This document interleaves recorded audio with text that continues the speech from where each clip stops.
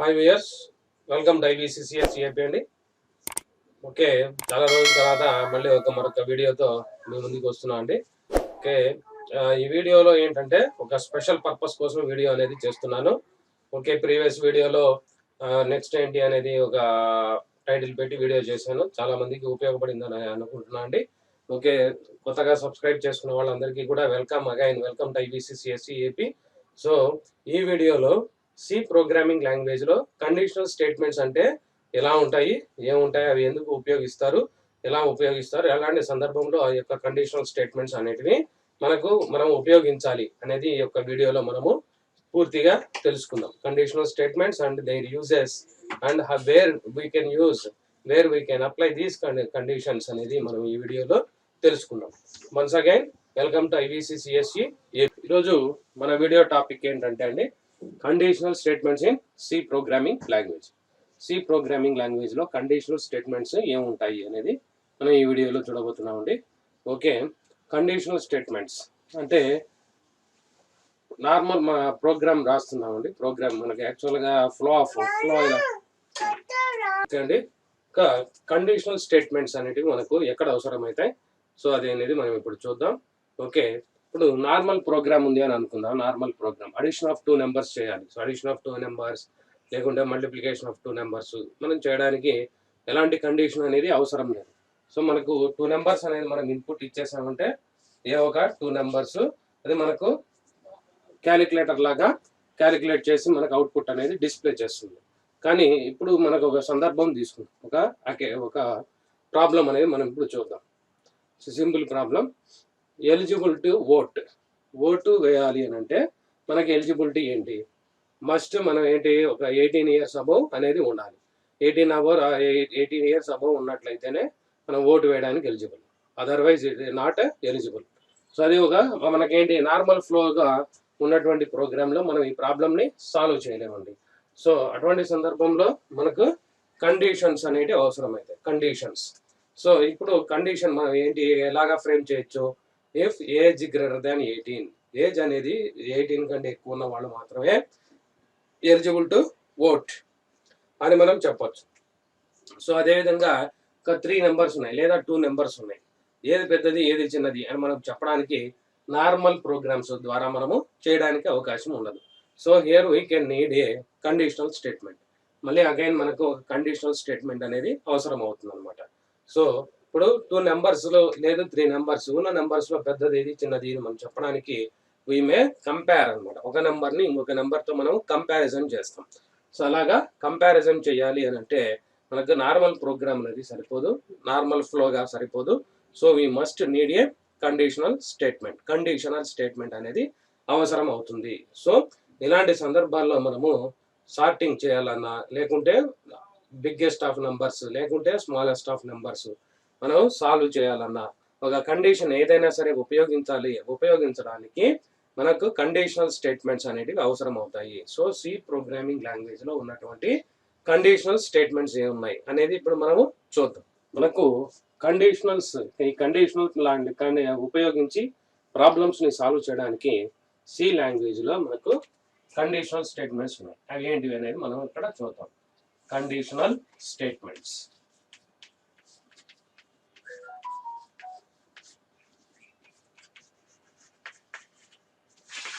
First one, if statement. అన్ని small letters ఉండాలండి. Small letters మాత్రమే యాక్సెప్ట్ చేస్తుంది, క్యాపిటల్ లెటర్స్ ని యాక్సెప్ట్ చేయదు. సో ఇఫ్ స్టేట్మెంట్, తర్వాత ఇఫ్ ఎల్స్ స్టేట్మెంట్, తర్వాతది నెస్టెడ్ ఇఫ్ స్టేట్మెంట్, తర్వాతది if else if ladder. So ఇవి 4 మనము సి లాంగ్వేజ్ లో ఉపయోగించేటువంటి కండిషనల్ స్టేట్మెంట్స్. ఈ 4 ద్వారా మనం ఏదైనా కండిషన్స్ ని ఉపయోగించి మన ప్రోగ్రామ్ లో ఉపయోగిస్తూ ఉంటామండి. సో ఇప్పుడు 1 by 1 వీటి ఇఫ్ స్టేట్మెంట్ అనే యొక్క సింటాక్స్ ఎక్కడ ఉపయోగించాలి అనేది మనం ఇప్పుడు చూద్దాం. ఇక్కడ మన కండిషన్ అనేది తీసుకున్నట్లయితే కండిషన్ ఏదైనా సరే 2 స్టేట్స్ ఉంటాయండి. 2 స్టేట్స్. Two states. అది ఏంటంటే మనకు one is true state, another one is false state. So ఈ విధంగా టూ స్టేట్స్ అనేటివి ఉంటాయి. సో ఇప్పుడు ఫర్ ఎగ్జాంపుల్ మనం ఒక 2 నెంబర్స్ తీసుకున్నాము, 6, 8 అనే నెంబర్స్ మనం తీసుకున్నామండి. ఇప్పుడు ఈ విధంగా చెప్పాను, 6 గ్రేటర్ దాన్ 8. ఈ స్టేట్మెంట్ ఒక స్టేట్మెంట్. ఈ స్టేట్మెంట్ మనకు 2 స్టేట్స్ కలిగి ఉంటుంది. 6 గ్రేటర్ దాన్ 8 అనేది ఏదో ట్రూ అన్నా కావాలి, లేకుంటే ఫాల్స్ అన్నా అవ్వాలి. ఈ సందర్భంలో 6 గ్రేటర్ దాన్ 8 అనేది ఏమవుతుంది, ఫాల్స్ అవుతుంది అన్నమాట, ఫాల్స్. అదే మనైతే 6 లెస్ దాన్ 8 అని ఇచ్చామనుకోండి, అది ఎప్పుడు మనకు ట్రూ అవుతుంది అనమాట. సో ఆల్వేస్ ఇఫ్ లేదంటే ఒక స్టేట్మెంట్స్ అనేటివి ట్రూ ఆర్ ఫాల్స్ ని రిటర్న్ చేస్తాయి అనమాట. ఏదో ఒక స్టేట్ ని మనకు కలిగి ఉంటాయి, either true state or false state. So that is మనకు బ్రీఫ్ గా conditional statements. So either true అన్న అవుతాయి, లేకుంటే ఫాల్స్ అన్న అవుతాయి. సో ఇప్పుడు మనకు ఏజ్ అనేది మనం తీసుకున్నాము, vote eligible to vote or not అని. If age greater than 18 true అయితే ఎలిజిబుల్ టు ఓట్, ఫాల్స్ అయితే not eligible to vote. So ఈ విధంగా మనకు కండిషనల్ స్టేట్మెంట్స్ అనేవి ఉపయోగపడతాయి. సో ఇప్పుడు మనకి ఇక్కడ ఇఫ్ స్టేట్మెంట్ అనేది చూద్దాం. ఇఫ్ స్టేట్మెంట్ ఎలా వర్క్ అవుతుంది, దాని యొక్క సింటాక్స్ ఏంటి అనేది మనం ఇక్కడ స్టేట్మెంట్, దీని యొక్క సింటాక్స్ అంటే మన ప్రోగ్రామ్ లో ఎలాగా ఉపయోగించాలి అనేది మనం సింటాక్స్ అని అంటాం. సో ఏవైనా స్మాల్ లెటర్స్ మాత్రమే ఉపయోగించాలి. ఇఫ్ అనేది ఒక కీవర్డ్ అనేది ఉపయోగించి మనం స్టేట్మెంట్స్ ని ఇఫ్ స్టేట్మెంట్ ఉపయోగిస్తాం. So if is the keyword and followed by A condition or boolean expression.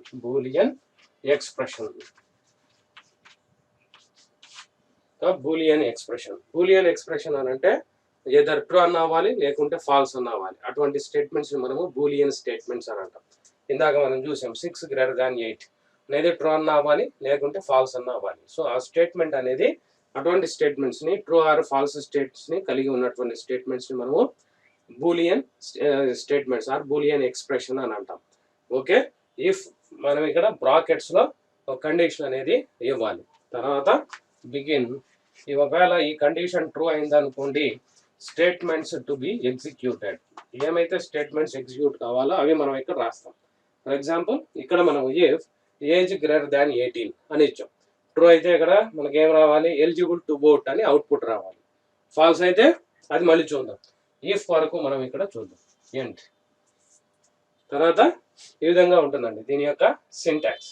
If conditional statement or boolean expression, తర్వాత బిగిన్ ఫ్లవర్ బ్రాకెట్ అండ్ ఈ యొక్క క్లోజ్ ఫ్లవర్ బ్రాకెట్స్ బ్లాక్ ని సూచిస్తాయి.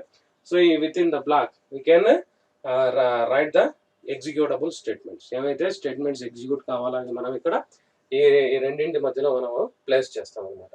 ఓకే, ఇది ఇక్కడ మనకు ట్రూ అనేది అయితే స్టేట్మెంట్స్ అనేవి ఎగ్జిక్యూట్ అవుతాయి, అదర్వైజ్ డస్ నాట్ ఎగ్జిక్యూట్ అనమాట. సో ఇది ఇఫ్ స్టేట్మెంట్ యొక్క సింటాక్స్. ఓకే, ఒక ఎగ్జాంపుల్ అనేది మనం చూద్దాం. ఇఫ్ స్టేట్మెంట్ యొక్క ఎగ్జాంపుల్ సింటాక్స్ అయిపోయింది.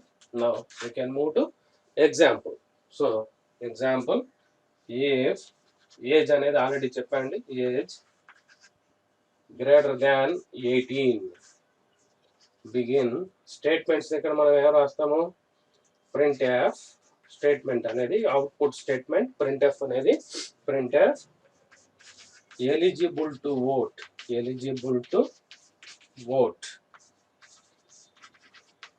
Double quotes and semicolon end. So ఇది ప్రోగ్రామ్ లో మనం రాయాలి. సి ప్రోగ్రామ్ మనము స్ట్రక్చర్ ని ఫాలో అవుతూ రాయాలి. అంటే ఫస్ట్ ఇంక్లూడ్ stdio.h తర్వాత అవన్నీ రాయాలి. బాడీ ఆఫ్ ద ప్రోగ్రామ్ లో మనము ఈ యొక్క ఎగ్జాంపుల్, ఇది యొక్క స్టేట్మెంట్స్ రాయాలి. If age greater than 18 print f eligible to vote end అనమాట. ఓకే, ఇది ఇఫ్ స్టేట్మెంట్. దాని యొక్క syntax and this is the example. ఇది ఈ స్టేట్మెంట్ ట్రూ అయితే ఈ యొక్క స్టేట్మెంట్ ఎగ్జిక్యూట్ అవుతాయి, లేకపోతే ఎగ్జిక్యూట్ కావు. So that is the if statement. Next if else అనేది చూద్దాం. ఇఫ్ ఎల్స్ అనేది ఎలాగా వర్క్ అవుతుంది అనేది చూద్దాం. దాని యొక్క సింటాక్స్ అదే సరే స్మాల్ లెటర్స్ ఉండాలండి.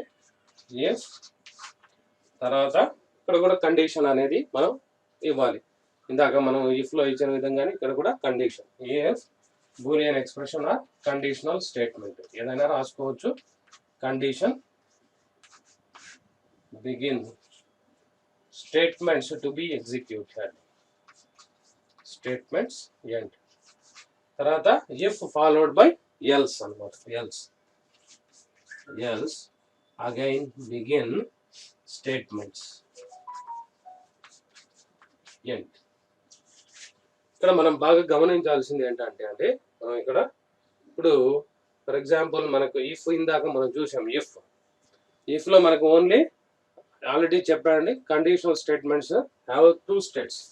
One is true, another one is false. So 2 states మాత్రమే ఉంటాయి అని ఆల్రెడీ మనం డిస్కస్ చేసాం. ఓకే, ఇప్పుడు మనకేంటి ఇఫ్ స్టేట్మెంట్ మనం తీసుకున్నట్లయితే కేవలం ఈ కండిషన్ ట్రూ అయినప్పుడు స్టేట్మెంట్స్ ఎగ్జిక్యూట్ అవుతాయి. ఫాల్స్ అయినప్పుడు ఎలాంటి అవుట్పుట్ డిస్ప్లే అవ్వదు అనమాట. వై? బికాస్ ఫాల్స్ అయితే ఏం జరగాలి అనే మెకానిజం ఇఫ్లో లేదు. ఓన్లీ ఇఫ్ స్టేట్మెంట్ మనం ఉపయోగిస్తే ఇఫ్ కండిషన్ ట్రూ అయితే స్టేట్మెంట్స్ ఎగ్జిక్యూట్ అవుతాయి. Otherwise the statements should not be executed. No output will be displayed. So ఎలాంటి అవుట్పుట్ అనేది మనకు రాదనమాట. సో అలాంటి ప్రాబ్లమ్ని ఓవర్కమ్ చేయడానికి ఏం చేశారంటే ఇఫ్ ఎల్స్ ని డిజైన్ చేశారు. ఇఫ్ ఎల్స్ అనమాట. సో ఇఫ్ ఇక్కడ ట్రూ కండిషన్ అనమాట. ట్రూ అంటే ఈ కండిషన్ ట్రూని సూచిస్తుంది. ఓకే, ట్రూ అయింది అనుకోండి, ఇక్కడ ఉన్నటువంటి స్టేట్మెంట్స్ ఎగ్జిక్యూట్ అవుతాయి. లేదు ఫాల్స్ అయింది అప్పుడు ఎల్స్ పార్ట్ లో ఉన్న స్టేట్మెంట్స్ ఎగ్జిక్యూట్ అవుతాయి. ఎల్స్ పార్ట్ లో ఉన్నటువంటి స్టేట్మెంట్స్ ఎగ్జిక్యూట్ అవుతాయి. ఓకే, అక్కడ మనకు ఎల్స్ అనేది మళ్ళీ పక్కన రాస్తున్నా అండి. Else begin statements end. ఏ విధంగా అనమాట. Else if followed by else అనమాట. ఇప్పుడు ఇఫ్ ఏలో ఉన్నటువంటి ఈ స్టేట్మెంట్స్ మనం ఏమంటాం అంటే true block statements or simply true block అని మనం అంటాం. ఎల్స్ లో ఉన్నది ఫాల్స్ అనమాట. Falls black. ఎల్స్ ని మనము ఫాల్స్ బ్లాక్ అంటాం. False block. ఓకే, ఇప్పుడు చూడండి ఇఫ్ ఇక్కడ మనం ఈ స్టేట్మెంట్ ఇఫ్ తో మనం ఇచ్చినటువంటి ఆర్గ్యుమెంట్ ట్రూ అయింది అనుకోండి, ట్రూ బ్లాక్ లో ఉన్న స్టేట్మెంట్స్ ఎగ్జిక్యూట్ అవుతాయి. ఒకవేళ ఫాల్స్ అయింది అనుకోండి, ఎల్స్ లో ఉన్న స్టేట్మెంట్స్ ఎగ్జిక్యూట్ అవుతాయి. ఓకే, అదండి సింటాక్స్. ఇది మనం ఇఫ్ లో కేవలం ట్రూ అయినప్పుడు మాత్రమే ఎగ్జిక్యూట్ అవుతాయి. ఫాల్స్ అయినప్పుడు ఎలాంటి అవుట్పుట్ రాదు. సో దానికోసం ఏం చేశారు, ఇఫ్ ఎల్స్ ని డిజైన్ చేశారు. సో ఇఫ్ బ్లాక్ లో ఉన్న స్టేట్మెంట్స్ ని ట్రూ బ్లాక్ స్టేట్మెంట్స్ అంటాం. అదే ఎల్స్ వద్ద రాసిన స్టేట్మెంట్స్ మనము ఫాల్స్ బ్లాక్ స్టేట్మెంట్స్ అని అంటాం. ఓకే, నెక్స్ట్ దీని యొక్క ఎగ్జాంపుల్ చూద్దాం. ఇందాక మనం రాసిందే మళ్ళీ ఇంకోసారి రాద్దాం. Age greater than 18 begin printf of eligible to vote.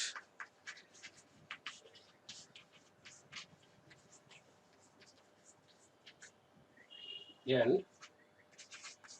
else begin printf of /n not eligible to vote. End. మీకు ఇప్పుడు చూడండి ఇఫ్ లో మనం ఈ కండిషన్ రాసాం. ఈ కండిషన్ ట్రూ అయింది అనుకోండి, ఎలిజిబుల్ టు ఓట్ అని అవుట్పుట్ లో డిస్ప్లే అవుతుంది. ఒకవేళ ఫాల్స్ అయింది అనుకోండి, అప్పుడు else printf of not eligible to vote అనే స్టేట్మెంట్ మనకు అవుట్పుట్ లో డిస్ప్లే అవుతుందండి. సో ఇది ట్రూ అండ్ ఫాల్స్ రెండింటిని కలిగి ఉంటుంది. So that is if else statement. If అనేది ట్రూ బ్లాక్ ని సూచిస్తే ఎల్స్ అనేది ఫాల్స్ బ్లాక్ ని సూచిస్తుంది. సో ఎల్స్ లో ఉన్న స్టేట్మెంట్స్ ని ఫాల్స్ బ్లాక్ స్టేట్మెంట్స్ అంటాం. ఇఫ్ బ్లాక్ లో ఉన్న స్టేట్మెంట్స్ ని ట్రూ బ్లాక్ స్టేట్మెంట్స్ అని అంటాము. Next we will move to nested if statements. What is nested? First nested అంటే ఏంటి అనేది మనం చూద్దాం. Nesting means or nested means put one if condition in another if condition. అంటే ఒకే ఇఫ్ కండిషన్ లో ఇంకొక ఇఫ్ కండిషన్ ని మనము రాయడం అనమాట. సో దాన్ని మనం నెస్టెడ్ ఇఫ్ అని అంటాం. నెస్టెడ్ ఇఫ్ అంటే నెస్టింగ్ ఆఫ్ ఇఫ్ స్టేట్మెంట్ అంటే నెస్టింగ్ ఆఫ్ స్టేట్మెంట్స్ అంటే embedding one statement in another statement, అంటే ఒక ఇఫ్ స్టేట్మెంట్లో ఇంకొక ఇఫ్ స్టేట్మెంట్ని తీసుకోవడాన్ని మనము నెస్టెడ్ ఇఫ్ స్టేట్మెంట్స్ అని అంటాం. సో ఎందుకు నెస్టెడ్ ఇఫ్ స్టేట్మెంట్స్ అనేది ఎందుకు మనకి ఎలాగా ఎక్కడ ఉపయోగపడతాయి అనేది గమనించినట్లయితే, ఇప్పుడు మనకు ట్రూత్ టేబుల్ మీకు ఆల్రెడీ సత్యపట్టిక గురించి తెలిసి ఉంటుంది. అండ్ ఆర్ నాట్ అనేసి, అండ్ ఆర్ నాట్. సో ఇవి 3 ఐడియా ఉంటాయండి. సో ఇక్కడ అండ్ అనేది మనకు 2 ఎక్స్ప్రెషన్స్, టూ స్టేట్మెంట్స్ కరెక్ట్ అయినప్పుడు అండ్ అనేది మనం ఉపయోగిస్తాం. అండ్ ఇప్పుడు for example biggest of 3 numbers అనే ఒక ప్రాబ్లం మనం తీసుకుందాం.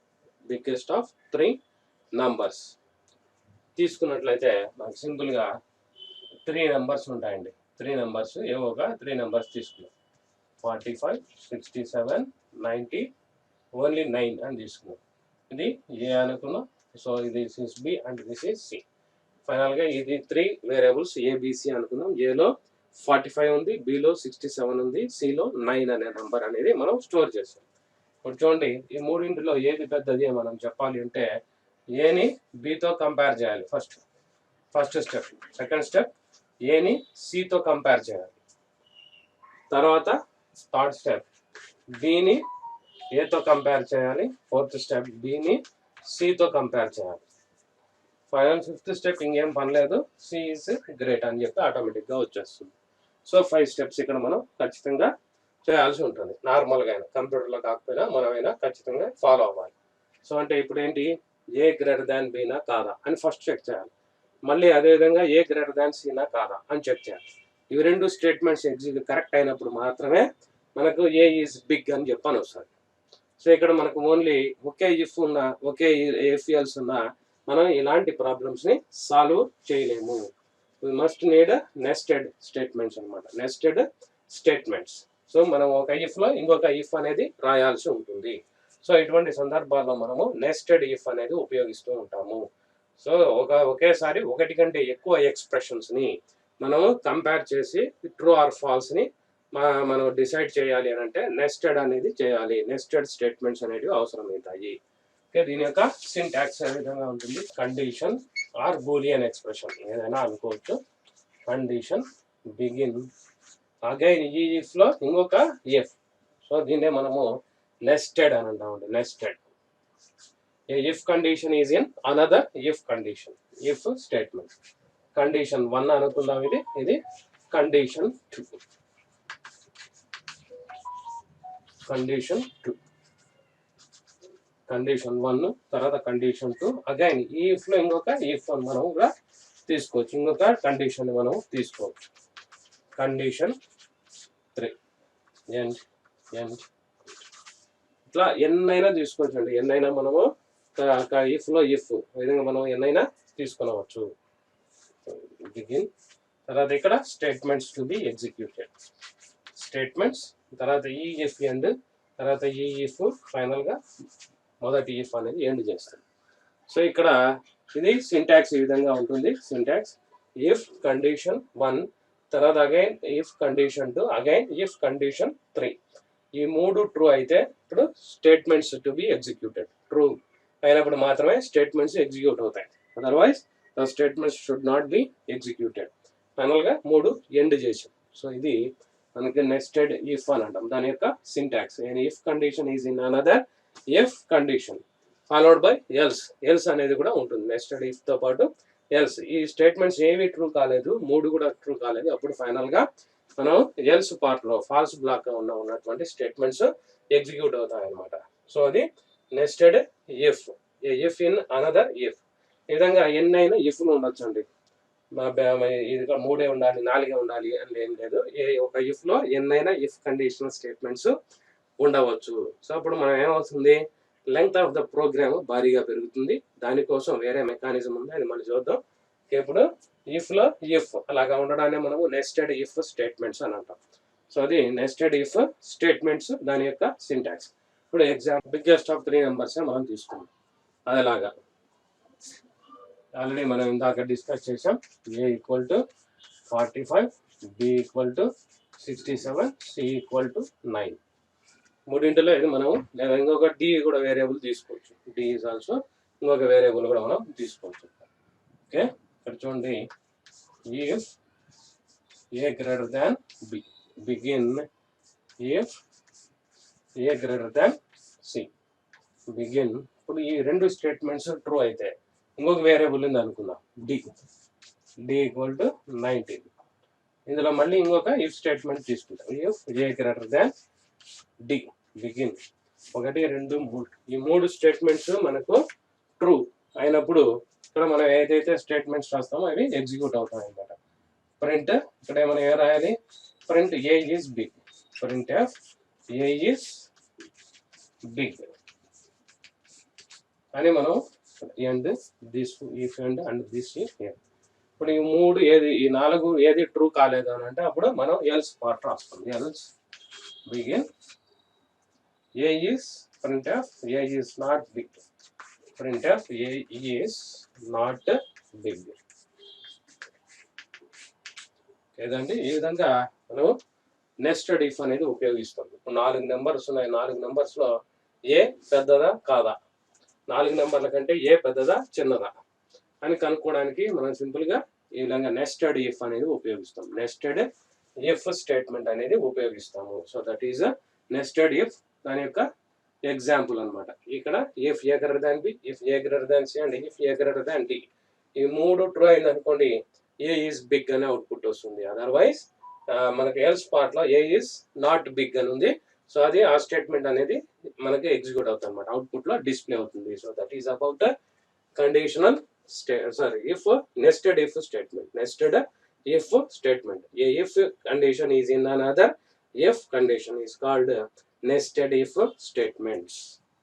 Okay అండి, next if else if ladder. ఇక్కడ if లో మనకు అండ్ అంటే మొత్తం అన్ని కండిషన్స్ ట్రూ అవ్వాలి. ట్రూ అయినప్పుడు స్టేట్మెంట్స్ ఎగ్జిక్యూట్ అవుతాయి. ఓకే, అది బాగానే ఉంది. కానీ ఇప్పుడు ఒక కండిషన్ మనం చూద్దాం, ఒక సిచ్యువేషన్ చూద్దాం. కరెంట్ బిల్ మీకు అందరికీ ఐడియానే ఉంటుందండి. ఇంకా ఈ కరెంట్ బిల్ మనము పే చేయాలి అని అంటే అది బిల్ ఎలా క్యాలిక్యులేట్ చేస్తారు అనేది చూద్దాం. కరెంట్ బిల్ అనేది ఎలా క్యాలిక్యులేట్ చేస్తారని.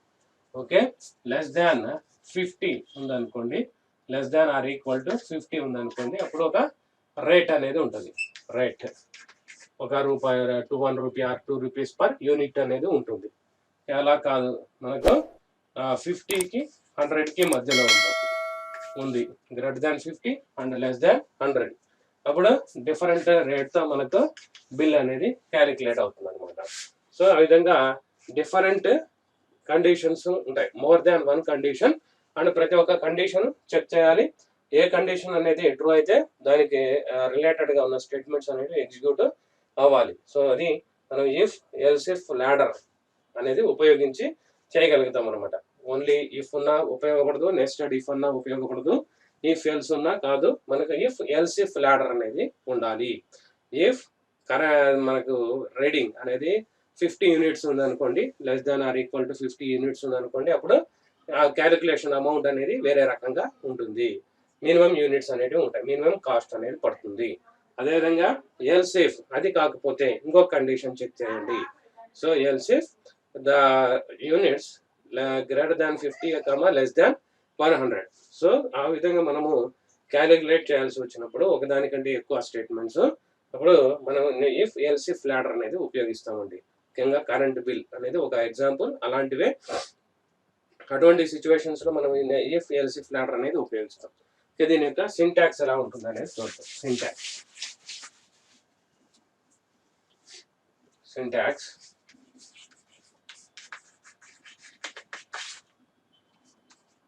if condition 1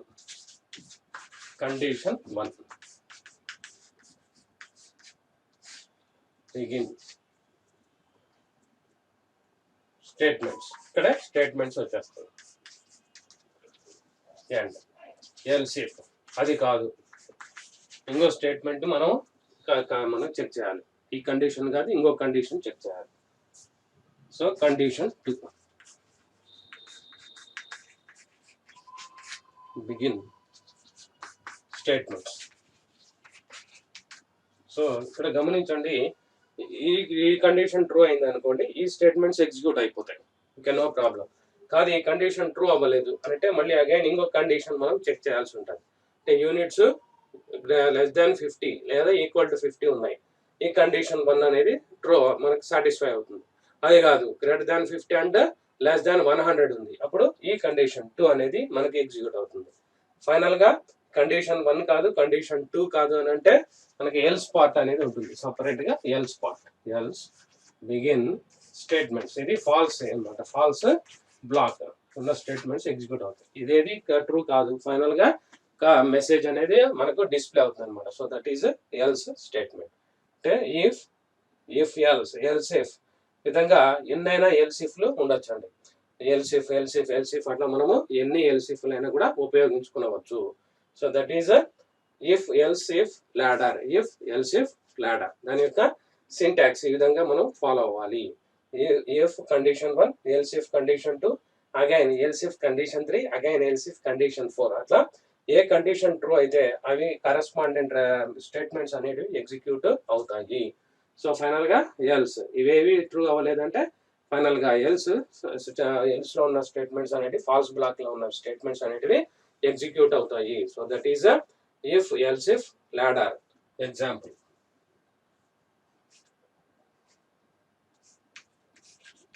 కరెంట్ బిల్లుదే మనం తీసుకుందాం. Current bill if units less than or equal to 50 begin amount ఎంత మనం అమౌంట్ చార్జ్ చేయాలి.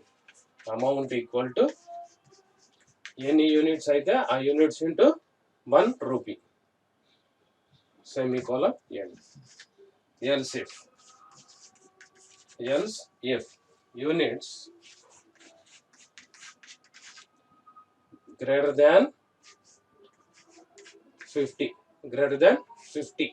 50 కంటే ఎక్కువ ఉన్నాయి అన్నప్పుడు బిగిన్ అమౌంట్ గ్రేటర్ దాన్ 50 ఉన్నాయి. అదేవిధంగా లెస్ దాన్ 100 50 to 100 మధ్యలో ఉన్నాయి యూనిట్స్ అనేది కన్జ్యూమ్ అయింది అనుకున్నాం. అప్పుడు amount equal to units into 2 రూపీస్తో క్యాలిక్యులేట్ అవుతుంది ఎంట్. సో ఆ విధంగా ఇంకా మళ్ళీ మనకి నెక్స్ట్ ఏంటి 100 కంటే ఎక్కువ ఉన్నాయి, 150 బిలో ఉన్నాయి. అగైన్ ఇంకొక ఎల్సిఫ్ స్టేట్మెంట్ మనం తీసుకున్నాం ఇక్కడ. Else if units greater than 100 begin amount equal to units into 3 రూపీస్తో క్యాలిక్యులేట్ అవుతుంది సెమీకోలన్. ఫైనల్ గా ఈ 3 స్టేట్మెంట్స్ ఏది ట్రూ కాదు అని అంటే ఫైనల్ గా else begin print amount equal to 50 end. So ఈ విధంగా మనకి ఏది 3 స్టేట్మెంట్స్ మనకు సక్సెస్ఫుల్ కాలేదు, జస్ట్ 50 రూపీస్ అని చెప్పి మనకు క్యాలిక్యులేట్ అయిపోయి అమౌంట్ డిస్ప్లే అవుతుంది అనమాట. So that is about conditional statements in C. Conditional statements in C ఈ 4ని మనం కండిషనల్ స్టేట్మెంట్స్ అని అంటాము. సో అదండి, ఇది కొద్దిగా లెంగ్త్ అయినప్పటికీ నాకు హాఫ్ అన్ అవర్ వచ్చిందండి, half an hour video. So first నుంచి లాస్ట్ వరకు చూడండి.